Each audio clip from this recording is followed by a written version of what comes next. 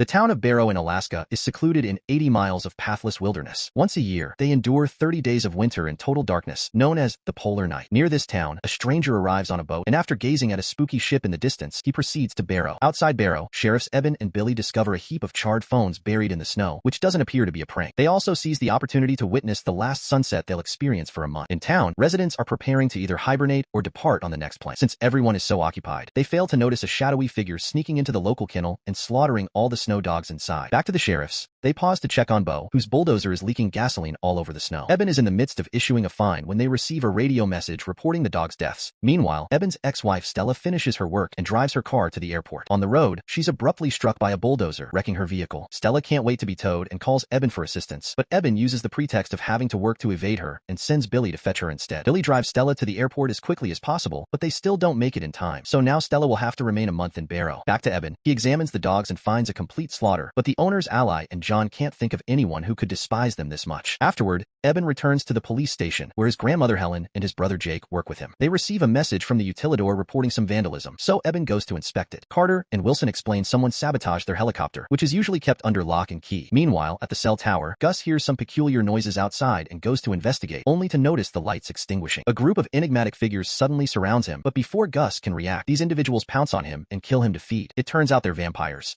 In the town's diner, the stranger attempts to order a raw burger and something to drink, but the waitress explains they have a law that prohibits them from selling alcohol during the dark month. The stranger starts causing a commotion, but fortunately, Eben and Stella arrive simultaneously to prevent him from getting violent and take him to the station's cell. Meanwhile, a group of pipeline workers is finishing for the day when suddenly, one of them gets dragged into the darkness. A few seconds pass before the worker's body collapses on the snow, causing his friend to flee in panic. The third worker is paralyzed with fear, and the vampires seize the opportunity to encircle him. Back at the station, Eben tries to determine how the stranger infiltrated their town, but the man refuses to respond. Suddenly, the internet goes out, and when Eben attempts to call Gus, he discovers the phone lines are down as well. At that moment, the entire town also loses power, and the stranger declares that they are coming. Eben heads to the cell tower to investigate and finds a trail of blood, which he follows until he discovers Gus' head. Horrified, Eben rushes back to town and drives around, urging every resident to stay inside. If they don't have a generator, they should take refuge in the diner. In John's house, Ally is preparing dinner when suddenly a vampire smashes through the window and drags her out. John hears her screaming and goes to rescue her with his rifle, but when he gets close enough, the vampire scratches him to keep him away. Unwilling to surrender, John tries again and even manages to grasp Ally's hand, but the vampire is stronger and takes her away. At the station, the stranger continues talking about the impending end for everyone. Jake gets irritated and throws a piece of his game at him, but this only delights the stranger, as he can use it to pick the lock. Immediately, Jake goes to retrieve the piece, and the stranger seizes the chance to attack him. At that moment, Eben arrives and shoots the stranger in the arm. Then he handcuffs the man to the cell door to interrogate him, but the stranger's only response is that they'll all perish. Eben asks Helen and Jake to stay inside while he and Stella search for the perpetrator. After a few minutes of driving,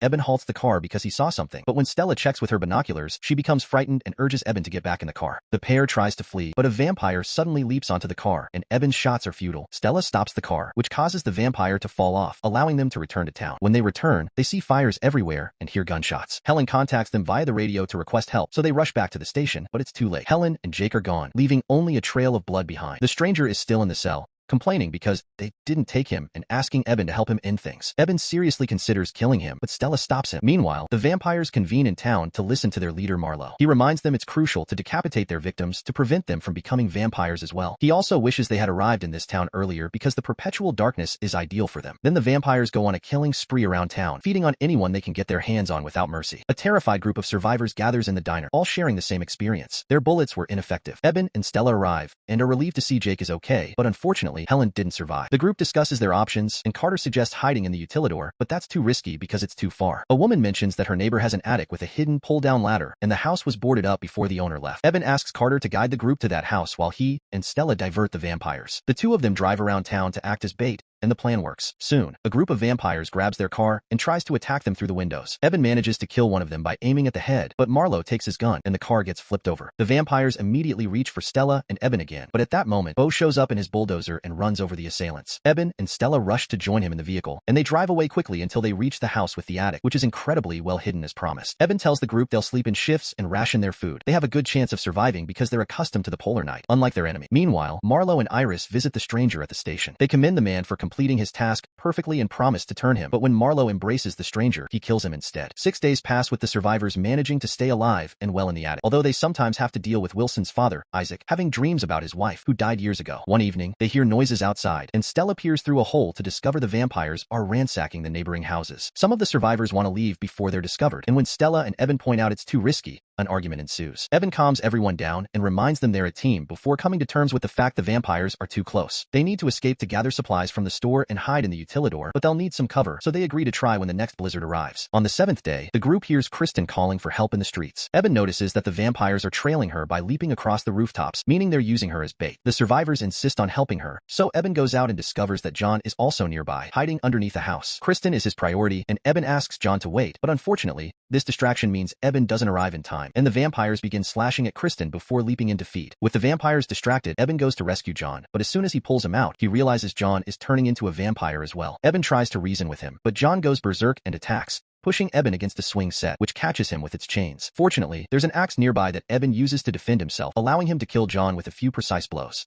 Then Eben runs back into the house, where he collapses from an asthma attack. Outside, Marlowe finds John's body and takes it as a sign that someone is nearby. Moments later, it's Stella's turn to be on guard, and Isaac takes advantage of her falling asleep to leave the basement. Stella and Wilson hear the door and immediately chase after him, convincing him that trying to walk to the city is a terrible idea. Isaac weeps, thinking his wife won't survive, and goes to the bathroom. However, seconds later, they hear a noise and discover the door is locked. Wilson picks the lock, and they find that Isaac has escaped through the window, so Wilson goes after him and pushes Stella away when she tries to stop him. Eben hears the commotion and comes down to check on Stella, but at that moment, a vampire enters the house, and they hide in the bathroom. The vampire searches the house and approaches the bathroom door, but just as he's about to open it, he hears Wilson calling for his father outside and decides to pursue him instead. While Wilson is killed, Eben and Stella run back to the attic, feeling guilty for abandoning their friend. Suddenly, thumping noises can be heard from the roof. Eben looks through the window and confirms not only that the vampires are gone, but that it's also snowing heavily. Using the wind and snow as cover, the survivors head to the local store to gather as many supplies as they can carry. Suddenly, they hear a noise and, to their horror, find a vampire girl feeding on a body. The survivors run to find Eben, but when he approaches with his axe, the girl is gone. Eben continues searching, and the girl emerges from the shadows to attack him, causing him to drop the axe. The rest of the group quickly comes to his aid, grabbing the girl together and pinning her against the wall so that Jake can kill her with the axe, a task that leaves him deeply traumatized. The survivors prepare to leave, but they discover it has stopped snowing, so they'll have to wait inside the store for another blizzard. On day 18, Eben points out that they need to leave because the vampires will soon reach this area. The utilidor is still too far to reach without cover, so they agree to go to the police station, but they need a distraction. They realize the vampires sent the stranger to cut off communications early on because they couldn't come out during the day, and Eben remembers Helen had UV lights for his plants in her house, so he'll fight the vampires with those while the others escape. Eben runs out of the building,